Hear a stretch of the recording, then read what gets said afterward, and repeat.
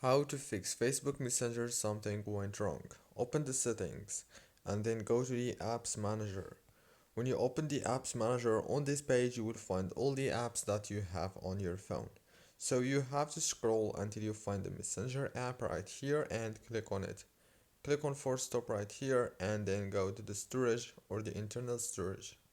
Click on clear cache and clear data. Go back to the settings on your phone. Go to the wireless and networks, enable the airplane mode, and after 10 seconds disable it. And now open the Play Store, search for Messenger, and update it easily and fast because the app must be up to date. That's it, guys. Don't forget to like and subscribe. Thank you for watching this tutorial until the very end.